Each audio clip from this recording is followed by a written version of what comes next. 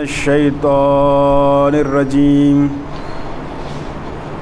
بسم اللہ الرحمن الرحیم الحمد للہ الذی هدانا لهذا وما كنا لنهتدی لولا ان هدانا اللہ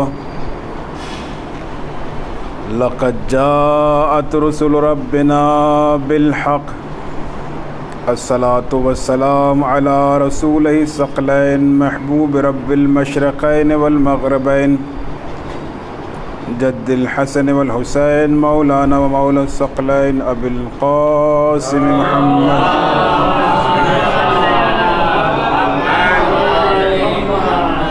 وعلی اہل بیتہ الطیبین الطاہرین المعصومین المظلومین وَلَعْنَةُ اللَّهِ عَلَىٰ أَعْدَائِهِمْ أَجْمَعِينَ أَمَّا بَعْدُ فَقَدْ قَالَ اللَّهُ تَعَالَىٰ فِي كِتَابِهِ الْمُبِينِ وَهُوَ أَصْدَقُ الْقَائِلِينَ بسم الله الرحمن الرحيم إِنَّا عَلَيْنَا لَلْهُدَىٰ وَإِنَّ لَنَا لَلْآخِرَةَ وَالْأُولَىٰ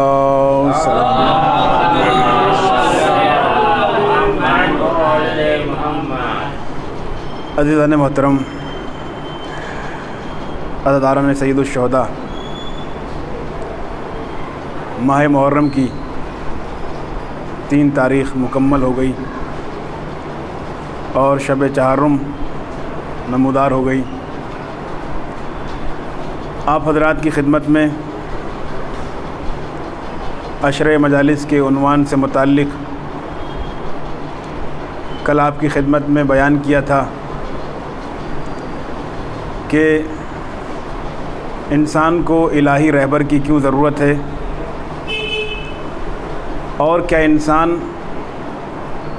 اپنی عقل کے ذریعے سے، اپنی صلاحیت کے ذریعے سے رہبر یا ہادی کا انتخاب کر سکتا ہے یا نہیں۔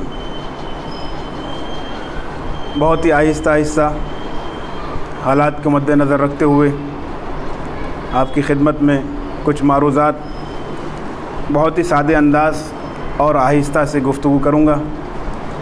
انشاءاللہ کوشش رہے گی کہ خاص طور سے بچوں اور نوجوانوں کے ذہن میں یہ بات بیٹھ جائے۔ کل آپ کی خدمت میں بیان کیا تھا کہ انسان کے لیے ہمیشہ ایک الہی رہبر کی ضرورت ہے، اور انسان اپنی عقل کے ذریعے سے، اپنی صلاحیت کے ذریعے سے الہی رہبر اور اپنے لیے صحیح امام کا انتخاب نہیں کر سکتا۔ اس لیے کہ اگر انسان رہبر کا انتخاب کرے گا، اگر انسان امام کا انتخاب کرے گا، اگر انسان ہادی کا انتخاب کرے گا، تو ممکن ہے کہ اس رہبر میں، اس ہادی میں، اس امام میں کمی پائی جائے، نقص پائے جائے، اور اس کے اندر بہت سارے نقص پائے جا سکتے ہیں، یا وہ گنہگار ہو۔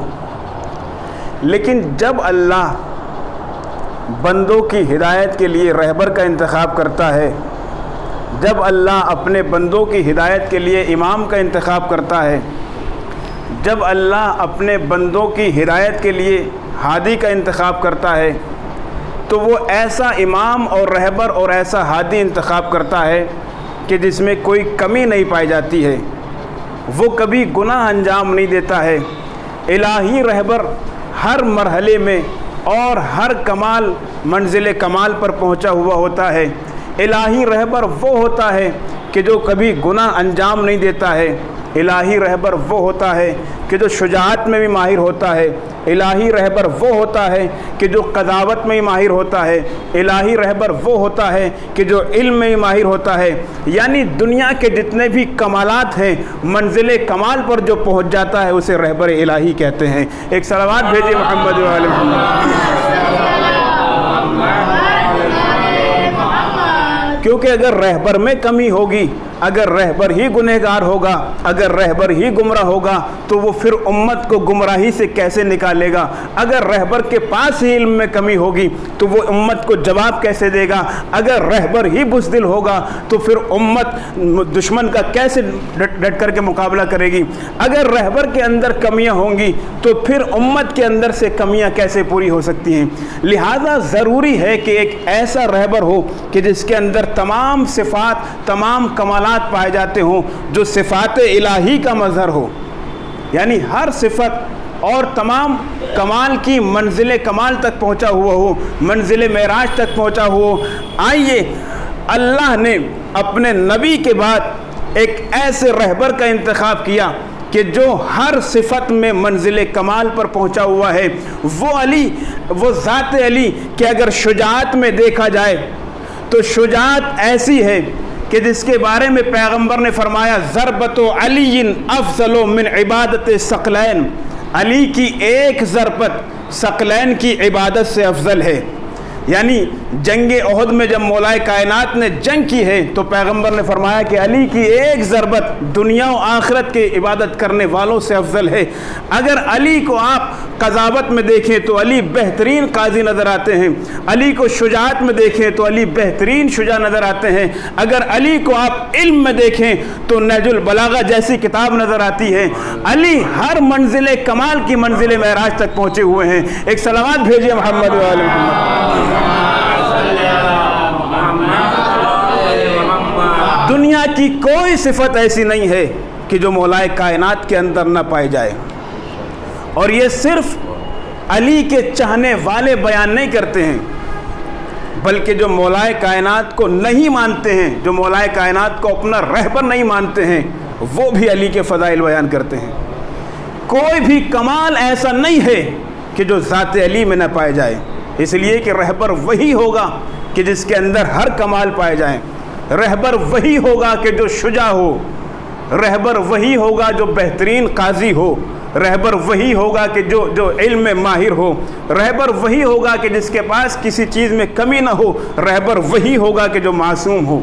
آپ دیکھیں، اگر آپ مولا کائنات کی عدالت اور قضاوت کے اعتبار سے دیکھیں تو دنیا والے مولا کائنات کے فضائل بیان کرتے ہوئے نظر آتے ہیں، اور ایک عیسائی نے جب مولا کائنات کی زندگی کا مطالعہ کیا کہ جو خود جج تھا، اور جب زندگی کا مطالعہ کیا، حکومت کا مطالعہ کیا کہ جو مولا کائنات کی 5.5 سالہ زندگی گزری ہے حکومت کی، جب اس حکومت کا مطالعہ کیا تو اس نے ایک جملہ لکھا کہ کائنات میں علی سے بڑا کوئی عادل نہیں ہے، اس لیے کہ علی کی حکومت وہ حکومت ہے کہ جس میں کوئی بھوکا نہیں سویا ہے۔ آپ دکھا دیں، آج دنیا کے اندر بہت ساری حکومتیں ہیں کہ جہاں پر آپ کو میڈیا کے ذریعے سے چمک دھمک دکھائی دیتی ہے، مگر میڈیا آپ کو یہ نہیں دکھاتی کہ اسی بلڈنگ کے نیچے کچھ غریب افراد بھی رہتے ہیں کہ جو مالداروں کے پھینکے ہوئے سینڈوچ پہ زندگی گزارتے ہیں۔ مگر یہ علی کی حکومت ہے کہ جس حکومت میں کوئی بھوکا نہیں سویا، چاہے کسی بھی مذہب سے تعلق رکھتا ہو، چاہے کسی بھی مذہب سے رابطہ رکھتا ہو، علی کی حکومت وہ حکومت ہے کہ جس میں کوئی بھوکا نہیں سویا۔ آپ دیکھیں کہ علی کی حکومت وہ حکومت ہے کہ جس میں کسی پر ظلم نہیں ہوا ہے، اور مولا کائنات نے دنیا والوں کو، پوری دنیا کو ایک پیغام دیا ہے کہ عدالت کے ذریعے سے حکومت قائم رہ سکتی ہے، ظلم کے ذریعے سے حکومت قائم نہیں رہ سکتی۔ اور علی کی حکومت پوری دنیا انسانیت کے لیے آئیڈیل ہے کہ اگر حکومت ہو تو حکومت علوی جیسی ہو، جہاں پر مذہب کو نہیں دیکھا جاتا، جہاں پر انسانیت کو دیکھا جاتا ہے، جہاں پر انسان کو دیکھا جاتا ہے۔ آپ دیکھیں کہ مولا کائنات کی حکومت میں ایک یہودی عورت کے پیر سے شام میں پازیب چھین لی گئی، اور جب مولا کائنات کے کانوں میں یہ بات پہنچی کہ میری حکومت میں ایک یہودی خاتون کے پیر سے پازیب چھین لی گئی ہے، تو مولا کائنات نے ایک جملہ فرمایا کہ مسلمانوں کو شرم کی وجہ سے مر جانا چاہیے کہ علی کی حکومت میں یہودی عورت کے پیر سے پازیب چھین لی گئی۔ یہ حکومت علوی، یہ عدالت علی ہے، یہ قضاوت علی ہے، یہ عدالت علوی ہے کہ دنیا کا کوئی بھی انسان ہو، یہودی کے جو اسلام کا دشمن ہے، اگر یہودی عورت کے پیر سے پازیب چھین لی جاتی ہے تو علی کو برداشت نہیں ہوتا ہے۔ ایک صلوات بھیجیے محمد و آل محمد۔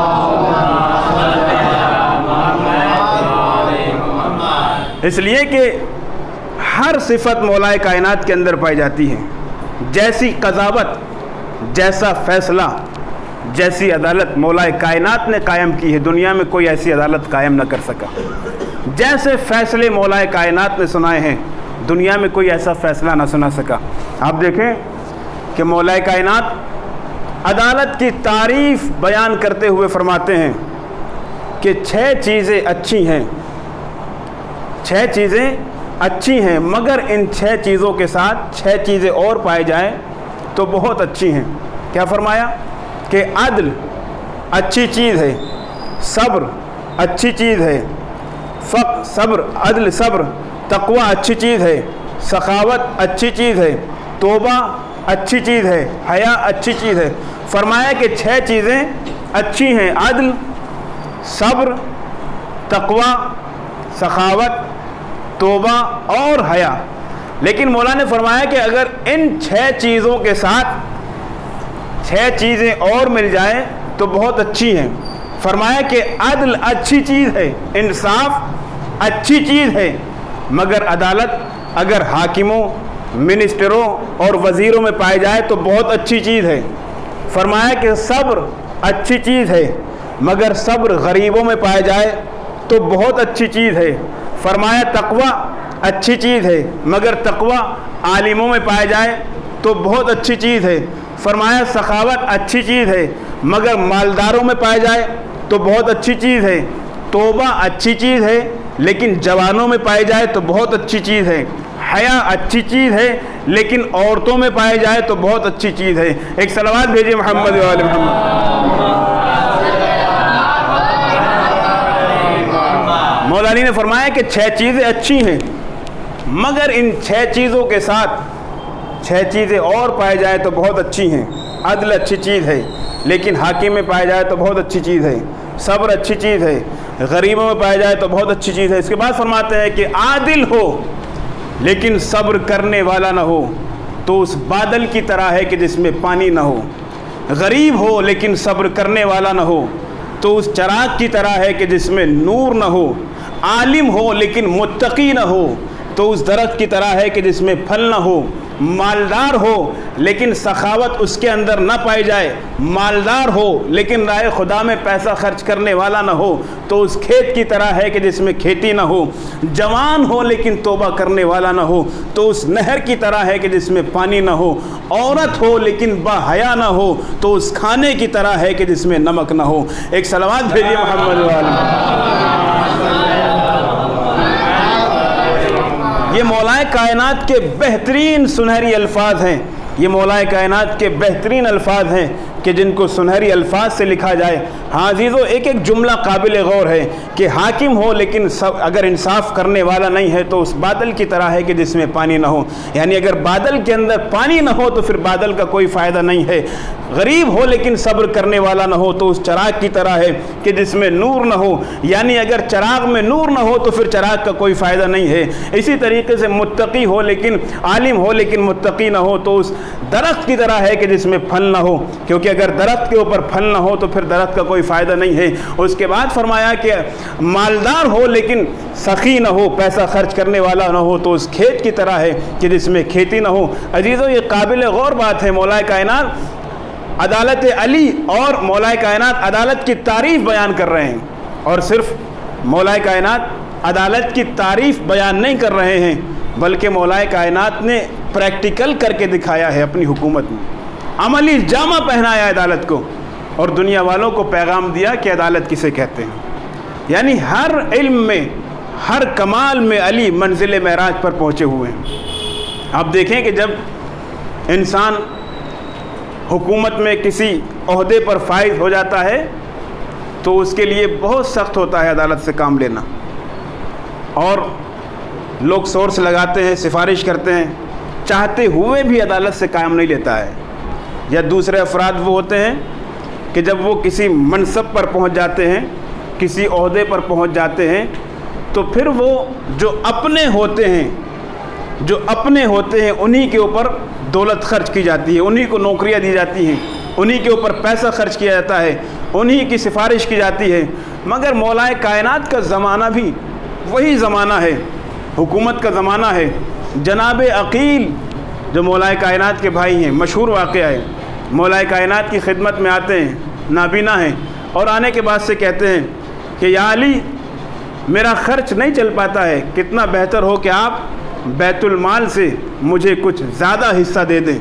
مولا کائنات نے کہا کہ عقیل جب مجھے وظیفہ ملے گا تو میں اپنا وظیفہ تمہارے حوالے کر دوں گا، لیکن بیت المال سے تمہیں 1 درہم بھی نہ دوں گا۔ جناب عقیل نے اصرار کیا تو 2 طرح سے واقعہ ملتا ہے۔ ایک تو یہ کہ مولا کائنات نے گرم لوہا اٹھایا اور اٹھانے کے بعد جناب عقیل کے قریب لے کے گئے، تو جناب عقیل نے کہا کہ یا علی یہ کیا کر رہے ہو، کیا تم مجھے جلانا چاہتے ہو؟ تو مولا کائنات نے فرمایا کہ تم اتنے گرم لوہے سے ڈر گئے اور تم مجھے جہنم کی آگ میں ڈالنا چاہتے ہو۔ یا دوسری روایت اس طرح سے ملتی ہے کہ مولا کائنات جناب عقیل کو چھت پر لے کر گئے اور دوپہر کا وقت ہے، کہا کہ عقیل جاؤ، بازار بند ہے، جانے کے بعد کسی دکان کا تالا توڑو اور اپنے لیے سامان لو اور اپنے بچوں کے لیے لے جاؤ۔ تو عقیل نے کہا کہ یا علی یہ کیا آپ مجھے چوری کی دعوت دے رہے ہیں؟ تو جناب عقیل نے فرمایا کہ عقیل تم سے برداشت نہ ہوا کہ تم کسی دکان کا تالا توڑ کر چوری کر لو، اور تم مجھے یہ پیغام دینا چاہتے ہو کہ میں مسلمانوں کے بیت المال سے چوری کر لوں۔ ایک صلوات بھیجیے محمد و آل محمد۔ 1 درہم اپنے بھائی کو اضافی نہیں دیا۔ آپ کی بہن ام ہانی آپ کی خدمت میں تشریف لائیں اور آنے کے بعد کہا کہ یا علی میں وظیفہ لینے کے لیے آئی ہوں، اور جناب ام ہانی مولا کائنات کی سگی بہن اپنی کنیز جو عجم ہیں، آپ جانتے ہیں کہ عرب جو غیر عرب تھے، جو عرب کے باشندے نہیں تھے، جن کی زبان عربی زبان نہیں تھی، ان کو عجم کہا کرتے تھے۔ عجم یعنی گونگا، یعنی عربی کے علاوہ اگر کوئی انسان دوسری زبان رکھتا تھا یا کسی دوسری لینگویج میں گفتگو کرتا تھا تو عرب اس کو گونگا کہا کرتے تھے کہ گونگا ہے، اس کے پاس زبان نہیں ہے۔ لہذا جناب ام ہانی اپنی کنیز کو لے کر کے مولا کائنات کے دربار میں تشریف لائیں اور لانے کے بعد سے کہا یا علی میں وظیفہ لینے آئی ہوں۔ جو بیت المال سے اس وقت شہریہ یا وظیفہ جو ملتا تھا، جو بھی پیسہ اس زمانے ملتا تھا، وہ لینے کے لیے مولا کائنات کے پاس آئیں۔ مولا کائنات نے جتنا وظیفہ اپنی سگی بہن ام ہانی کو دیا، اتنا ہی وظیفہ کنیز کو دیا۔ جناب ام ہانی سے برداشت نہ ہو سکا، کہ یا علی کتنا اچھا ہوتا کہ آپ میرے وظیفے میں کچھ اضافہ کر دیتے تاکہ اس کنیز میں اور مجھ میں کچھ امتیاز ہو جاتا۔ توجہ رکھیے گا، شاید یہ ہم سب کو سکھانے کے لیے ہے۔ یعنی کتنا اچھا ہوتا کہ آپ مجھے وظیفہ بڑھا کر کے دیتے اور کنیز کو کچھ کم دیتے، تاکہ مجھے احساس ہوتا کہ میں علی کی بہن ہوں، تاکہ مجھے احساس ہوتا کہ میں عرب ہوں۔ ہاں عزیز، ایک مرتبہ مولا کائنات نے زبان کے ذریعے سے کوئی جواب نہیں دیا، اور ایک مرتبہ مٹی کو دونوں ہاتھوں میں مٹی کو اٹھایا اور اٹھانے کے بعد ہاتھوں کو بند کیا، اور بند کرنے کے بعد کہا کہ اے ام ہانی تم سے ایک سوال ہے۔ کہا بتائیے۔ کہا سوال یہ ہے کہ میرے کس ہاتھ کی مٹی افضل ہے اور کس ہاتھ کی مٹی مفضول ہے، کس ہاتھ کی مٹی کی فضیلت کم ہے اور کس ہاتھ کی مٹی کی فضیلت زیادہ ہے۔ ام ہانی نے کہا کہ یا علی اس میں کون سی بڑی بات ہے، یہ دونوں مٹی ہے، مٹی ہونے کے اعتبار سے دونوں ہاتھوں کی مٹی برابر ہے۔ مولا کائنات نے فوراً فرمایا اے ام ہانی جس طرح سے میرے دونوں ہاتھوں کی مٹی مٹی ہونے کے اعتبار سے برابر ہے، اسی طریقے سے یہ پوری کائنات کے انسان انسان ہونے کے اعتبار سے برابر ہیں۔ ایک صلوات بھیجیے محمد و آل محمد۔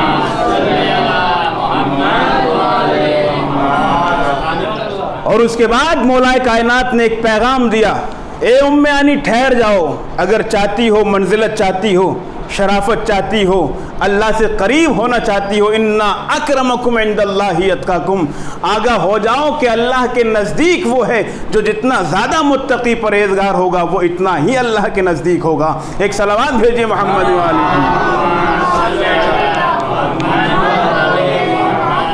یہاں مولا کائنات نے ایک پیغام دیا ہے کہ چاہے علی کی بہن کیوں نہ ہو، رشتوں کے ذریعے سے اللہ کے قریب نہیں ہوا جاتا، تقوی کے ذریعے سے قریب ہو جاتا ہے۔ لہذا رشتہ داری کی کوئی معیار نہیں ہے، رشتہ اسی وقت کام آ سکتا ہے کہ جب انسان متقی پرہیزگار ہو، جب گناہ انجام نہ دیتا ہو۔ اللہ کے نزدیک قریب ہونے کا معیار جو ہے وہ تقوی الہی ہے، جو انسان اللہ سے جتنا قریب ہونا چاہتا ہے اتنا تقوی الہی اختیار کرتا چلا جائے۔ ایک صلوات بھیجیے محمد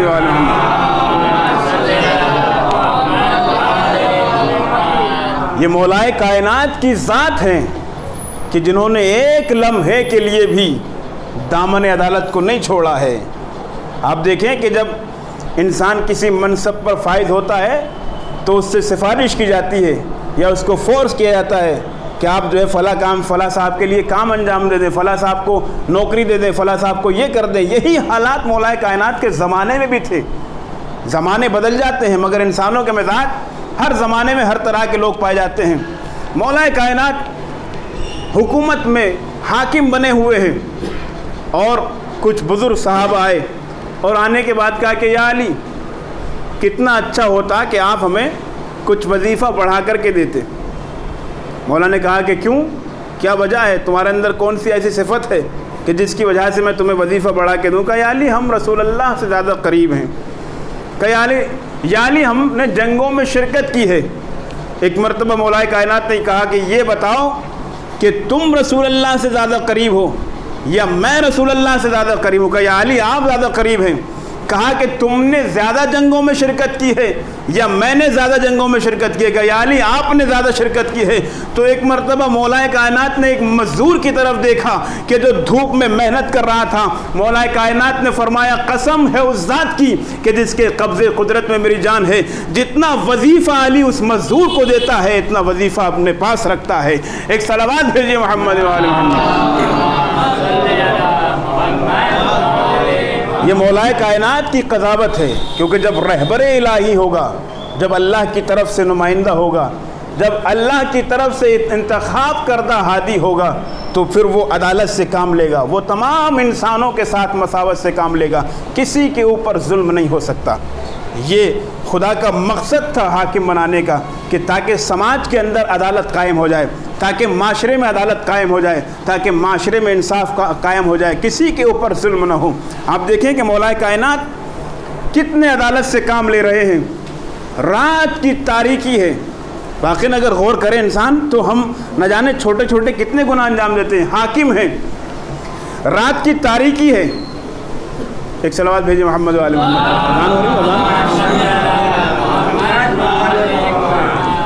رات کی تاریکی ہے۔ کچھ لوگوں نے سوچا کہ چلو چلتے ہیں اور علی سے سفارش کرتے ہیں، بات کرتے ہیں کہ علی ہمارے وظیفہ بڑھا دیں، ہمیں پیسہ بڑھا کر کے دیں۔ رات کی تاریکی میں پہنچے مولا کائنات، اس زمانے میں جو دفتر تھا اس میں کام کر رہے ہیں اور چراغ جلا ہوا ہے، بیت المال کا چراغ جلا ہوا ہے۔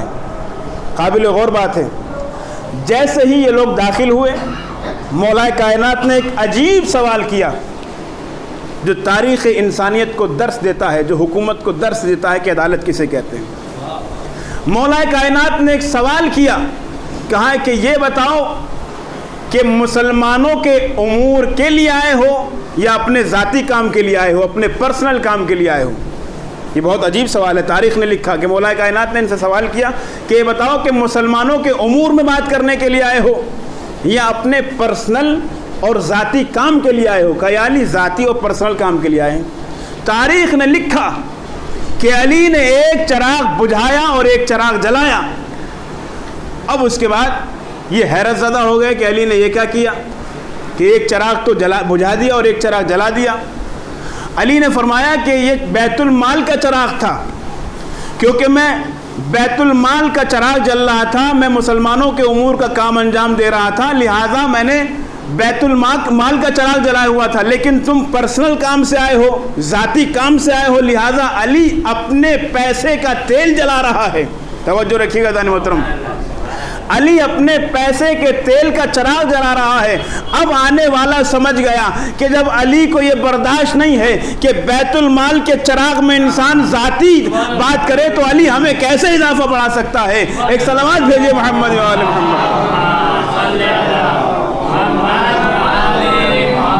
اب آنے والا سمجھ گیا کہ جب علی کو یہ برداشت نہیں ہے کہ بیت المال کے چراغ کی روشنی میں ذاتی اور پرسنل گفتگو کر دی جائے، تو علی کو یہ کیسے برداشت ہو سکتا ہے کہ وہ کسی کو وظیفہ بڑھا کر کے دے دے؟ یہ دیکھیں، یہ تو علی کی حکومت کا کمال ہے کہ علی نے عدالت قائم کی، لیکن جب مولا کائنات کی حکومت نہیں ہے تب بھی مولا کائنات اپنے فیصلوں کے ذریعے سے عدالت قائم کرتے رہے ہیں۔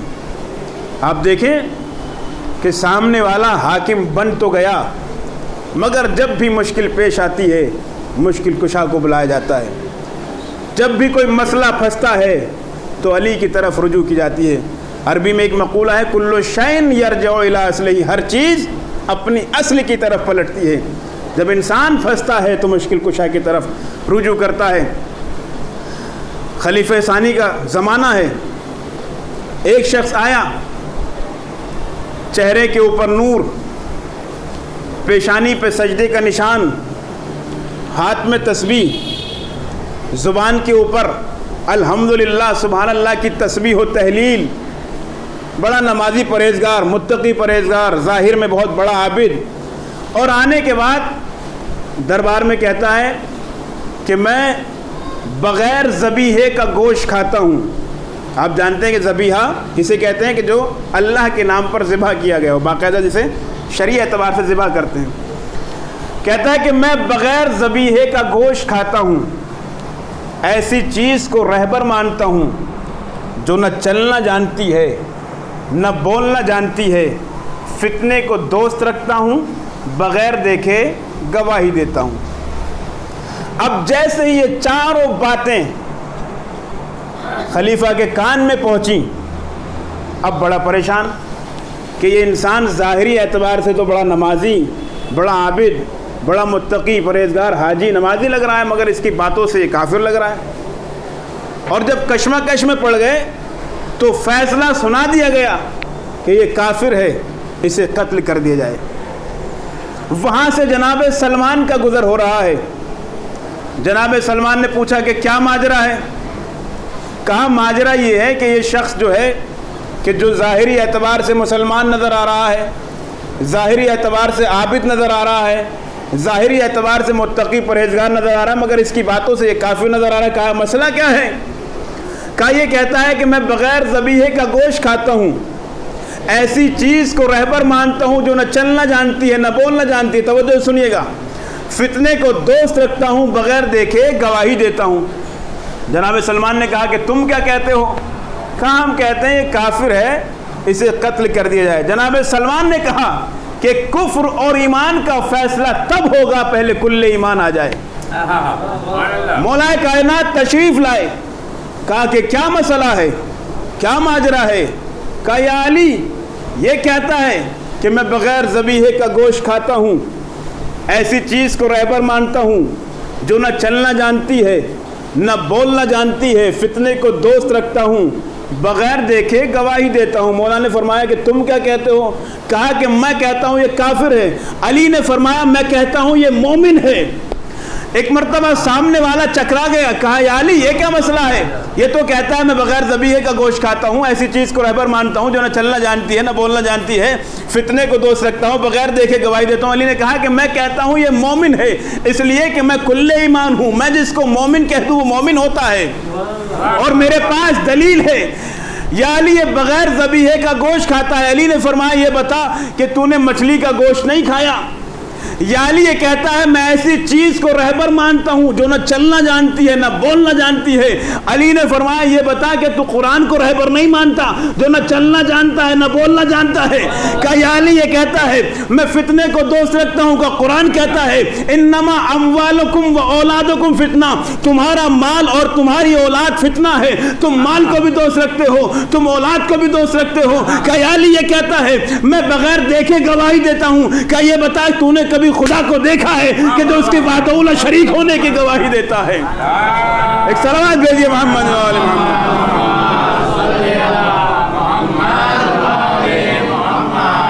مولا کائنات یہ رہبر الہی ہوتا ہے, یہ کمال ہوتا ہے الہی رہبر کا کہ جو اپنے علم کے ذریعے سے, جو جن کے پاس علم لدنی ہوتا ہے وہ اپنے علم کے ذریعے سے فیصلہ کیا کرتے ہیں.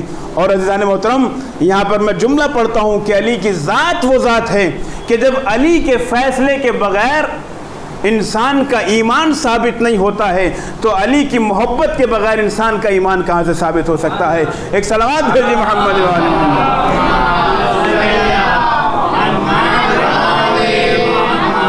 یہ مولائے کائنات ہیں, یہ الہی رہبر کا فائدہ ہے.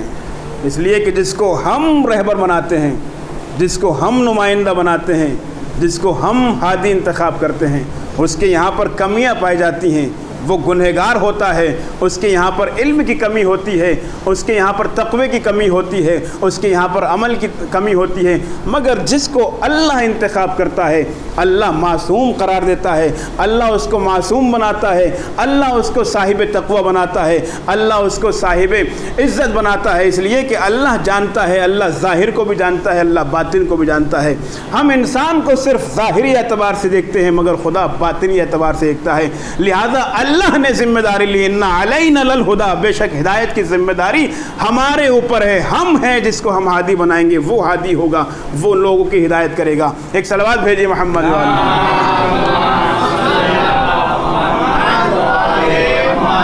اور جو اللہ کا بنایا ہوا ہادی ہوگا اس کے اندر کمی نہیں ہو سکتی, نہ وہ تقوی کے اعتبار سے کمی ہو سکتی ہے, نہ اس کے اندر شجاعت کے اعتبار سے کمی ہوتی ہے, نہ علم کے اعتبار سے کمی ہوتی ہے, نہ عدالت کے اعتبار سے کمی ہوتی ہے.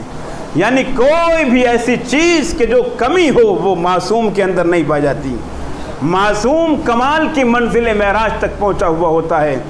وہ معصوم وہ ہوتا ہے کہ جس کے پاس علم لدنی ہوتا ہے, وہ کسی کے سامنے زانو ادب طے نہیں کرتا ہے. معصوم جب پیدا ہوتا ہے تب بھی عالم ہوتا ہے, جب جوان ہوتا ہے تب بھی عالم ہوتا ہے, جب بوڑھا ہوتا ہے تب بھی عالم ہوتا ہے. یہ سن کا معیار ہمارے لیے ہوتا ہے لیکن معصوم کے یہاں پر سن اور کم عمر کا اعتبار نہیں ہوتا, وہاں پر ہر مرحلے میں معصوم معصوم ہوتا ہے. عزیزان محترم یہی وجہ ہے کہ مولا کائنات کمال کی منزل معراج تک پہنچے ہوئے. کوئی ایسا کمال نہیں ہے کہ جو مولا کائنات کی ذات میں نہ پایا جاتا ہوں. اور اسی کمال کے ذریعے سے, اسی علم لدنی کے ذریعے سے مولا کائنات نے دنیا کو حکومت کا آئیڈیل دکھایا ہے کہ حکومت کسے کہتے ہیں. اب دیکھیں کہ علی وہ رہبر الہی ہے کہ جنہوں نے ایسی عدالت قائم کی ہے کہ دنیا میں آج تک کوئی ایسی عدالت قائم نہ ہو سکی.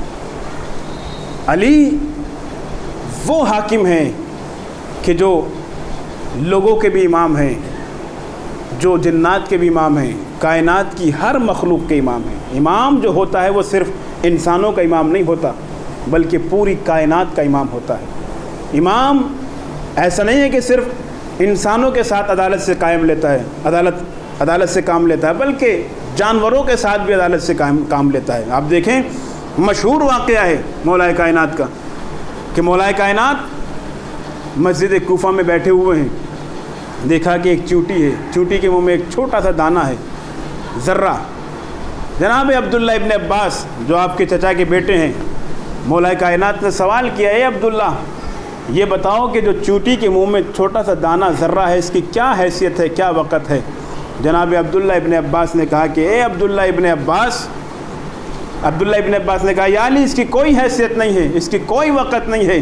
تو ایک مرتبہ مولا کائنات نے عبداللہ ابن عباس سے کہا, اے عبداللہ ابن عباس تمہاری نگاہ میں اس دانے کی کوئی حیثیت نہیں ہے، کوئی وقت نہیں ہے، مگر میری نگاہ میں اس دانے کی اتنی حیثیت ہے، اتنی وقت ہے، اتنی ویلیو ہے کہ اگر کوئی مجھ سے یہ کہے کہ اے علی اس چونٹی کے منہ سے یہ ذرہ چھین لو اور اس کے بدلے تمہیں پوری کائنات کی حکومت دی جاتی ہے، تو علی حکومت کو ٹھکرا سکتا ہے مگر اس چونٹی کے منہ سے دانہ نہیں نکال سکتا۔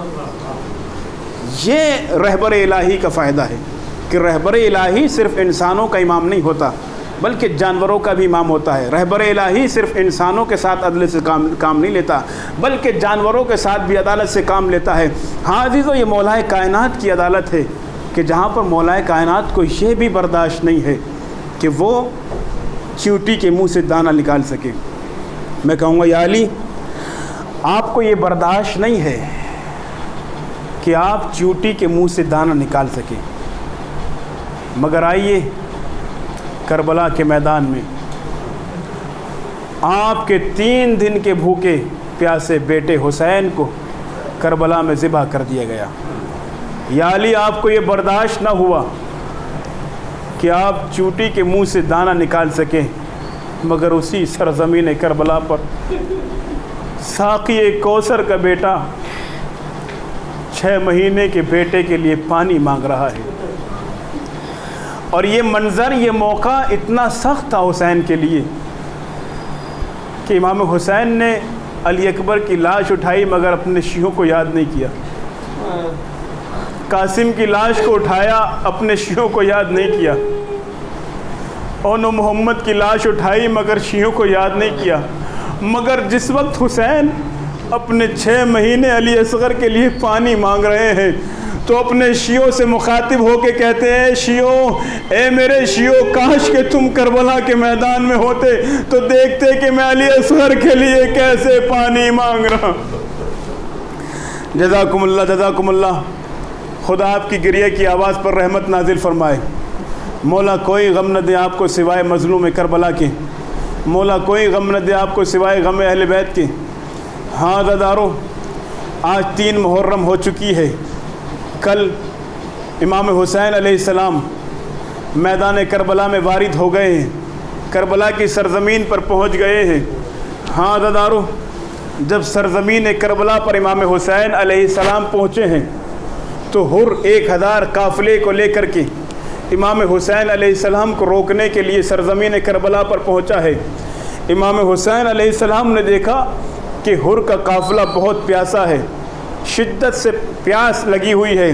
ہاں دادارو، امام حسین علیہ السلام نے جناب عباس سے کہا ہے، عباس، ہر کا لشکر پیاسا ہے، پانی پلایا جائے۔ ہاں دادارو، امام حسین کے قافلے والوں نے ہر کے قافلے کو پانی پلایا گیا، اور ہر کے قافلے میں ایک شخص ہے، وہ کہتا ہے کہ میں شدت پیاس میں اتنا زیادہ سخت پیاس لگی ہوئی تھی کہ مجھے مشکیزے کا دہانہ نہیں دکھائی دے رہا تھا، میں نے دیکھا کہ حسین آگے بڑھے اور مجھے اپنے چلو سے پانی پلایا۔ ہاں دادارو، امام حسین علیہ السلام کو ہر روکتا ہے، اور جب نماز ظہر ادا ہو جاتی ہے اس کے بعد امام حسین کوفے کی جانب چلتے ہیں، مگر ہر نے لجام فرس پہ ہاتھ ڈالا اور ڈالنے کے بعد کہا کہ حسین، میں تمہیں آگے بڑھنے نہیں دوں گا۔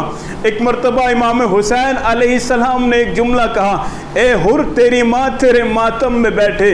ہاں زادارو، جناب ہر نے یہ جملہ سنا، اور سننے کے بعد امام حسین کو چہرے کو دیکھا اور دیکھنے کے بعد کہا، اے حسین، میں بھی آپ کو یہ جملہ کہہ سکتا تھا مگر آپ کی ماں فاطمہ زہرا۔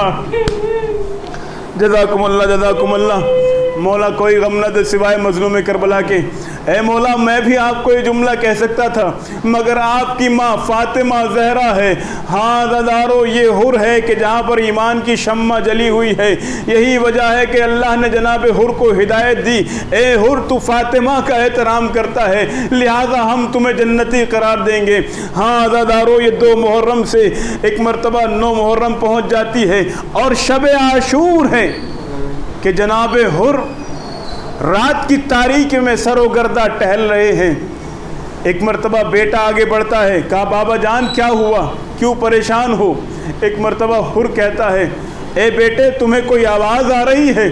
بیٹے نے غور سے سنا, دیکھا کہ خیام سے آواز آ رہی ہے, العطش العطش, ہائے پیاس مار ڈال رہی ہے. ایک مرتبہ بیٹے نے کہا ہاں بابا پیاس آ رہی ہے, ہاں بابا آواز آ رہی ہے, خیموں سے حسین کے بچوں کی آواز آ رہی ہے. ایک مرتبہ جناب حر کہتے ہیں بیٹا ان کا ذمہ دار میں ہوں, اے بیٹا یہ کیسے ہو سکتا ہے کہ ہم تو سیراب رہیں اور آل رسول پیاسی رہے, ہم تو سیراب رہیں اور آل رسول بھوکے رہیں. اے بیٹا میں نے فیصلہ کر لیا ہے کہ میں حسین کی طرف جا رہا ہوں, اس لیے کہ مجھے ایک طرف جنت نظر آ رہی ہے, ایک طرف جہنم نظر آ رہا ہے. ہاں عزادارو حر ایک مرتبہ خیام حسینی کی طرف بڑھتے ہیں. بیٹا کہتا ہے بابا میں بھی آپ کے ساتھ چلتا ہوں. حر کے ساتھ بیٹا غلام بھائی چلا. ہاں عزادارو ادھر حسین علیہ السلام نے دیکھا کہ حر ہمارے خیام کی طرف جا رہے ہیں. ایک مرتبہ جناب عباس کو حکم دیا, اے عباس و علی اکبر حر کا استقبال کرو. ایک مرتبہ جناب حر کہتے ہیں بیٹا میں حسین سے شرمندہ ہوں, انہی آنکھوں سے میں نے حسین کی طرف دیکھا تھا, انہی ہاتھوں سے میں نے لجام فرس پہ ہاتھ ڈالا تھا. اے بیٹا میری آنکھوں پہ پٹی باندھ دے, اے بیٹا میرے ہاتھوں کو باندھ دے. ہاں عزادارو جناب حر امام کی خدمت میں پہنچے, اپنے آپ کو گھوڑے سے گرایا, امام کے قدموں میں سر رکھا اور رکھنے کے بعد کہا فرزند رسول کیا میری توبہ قبول ہو سکتی ہے؟ ہاں کریم کے بیٹے کریم نے حر کو اٹھایا, اپنی آنکھوں گلے سے لگایا اور کہا حر میں نے بھی تمہیں معاف کیا, میرے اللہ نے بھی تمہیں معاف کیا. اجرکم اللہ اجرکم اللہ. مولا کوئی غم نہ دے سوائے مظلوم کربلا کے. ہاں عزادارو حر کی آنکھوں سے اشک جاری ہے, کہتے ہیں مولا آپ کا احسان, مولا آپ کا کرم کہ آپ نے مجھے معاف کر دیا, لیکن مولا میرا دل اس وقت تک مطمئن نہیں ہوگا جب میں نے لجام فرس پہ ہاتھ ڈالا تھا تو خیمے سے کسی بی بی کے رونے کی آواز آ رہی تھی. اے مولا جب تک میں سکون سے نہ مر پاؤں گا, جب تک بیویوں سے معذرت نہ چالو کہا جاؤ. حر ایک مرتبہ جناب حر خیام کے قریب آئے, آنے کے بعد سے ہاتھوں کو جوڑا, اے شہزادیوں مجھے معاف کر دو, خیمے سے رونے کی آواز آ رہی ہے. حر زمین پہ تڑپ گیا, اے بیویوں مجھے معاف کرو, میری شہزادی سے شکایت نہ کرنا, فاطمہ سے شکایت نہ کرنا. خیمے سے گریے کی آواز آ رہی ہے. ایک مرتبہ زینب نے کہا ہے حر میں اس لیے رو رہی ہوں کہ جب تو فوج میں یزید کا سپہ سالار بن کے آیا تھا تو ہم نے تمہیں پانی پلایا تھا. اے حر آج جب تو مہمان بن کے آیا ہے ہمارے پاس پانی نہیں ہے. اے حر تیرا شکریہ کہ اس بیابان میں میرے بھائی کی مدد کے لیے آیا. اے حر میں قیامت کے دن اپنی ماں فاطمہ سے شفاعت کراؤں گی. ہاں عزادارو جزاک اللہ جزاکم اللہ. مولا کوئی غم نہ دے سوائے مظلوم کربلا کے. ہاں عزادارو جناب حر امام کی خدمت میں آئے اور آنے کے بعد سے کہا مولا میں نے ہی آپ کو یہاں پر روکا ہے, مولا میری وجہ سے پانی ختم ہو گیا. اے مولا میں سب سے پہلا گنہگار ہوں, مولا سب سے پہلے میں ہی جان قربان کروں گا. ہاں عزادارو اس سے پہلے جناب حر کے بھائی نے قربانی پیش کی. جناب حر کا بیٹا مقتل کی طرف جاتا ہے اور ایک مرتبہ طاقت و قوت سے لڑتا ہے, مگر ایک وقت وہ آتا ہے کہ جب حر کے بیٹے سے گھوڑے پہ سنبھلنے نہ گیا, آواز دی بابا میری مدد کو آئیے. ہاں عزادارو جناب حر بڑی تیزی سے مقتل کی طرف دیکھے, چلے دیکھا پہلے سے حسین موجود ہے, اپنے زانو پہ حر کے بیٹے کا سر رکھے ہوئے ہیں, ہاتھوں کو جوڑا. اے مولا آپ نے کیوں زحمت کی, ارے ہم تو گنہگار ہیں. اے مولا غلام کے بیٹے کے لیے کیوں زحمت کی. مولا نے فرمائے حر ارے اچھی بات نہیں ہے کہ بوڑھا باپ جوان کا لاش اٹھائے, جوان بیٹے کی لاش اٹھائے. میں کہوں گا اے مولا آپ حر کو یہ کہہ رہے ہیں کہ مناسب نہیں ہے کہ بوڑھا باپ جوان بیٹے کی لاش کو اٹھائے, لیکن مولا عاشور کے دن علی اکبر ہوں گے اور آپ علی اکبر کی لاش اٹھانے ہوں گے. آپ سے کوئی کہنے والا نہیں ہوگا کہ بوڑھا باپ جوان بیٹے کی لاش نہیں اٹھاتا. ان للہ و انا الیہ راجعون. رضن بقضاء تسلیم الامر سیعلم الذین ظلموا ای منقلب منقلبون. ماتم حسین.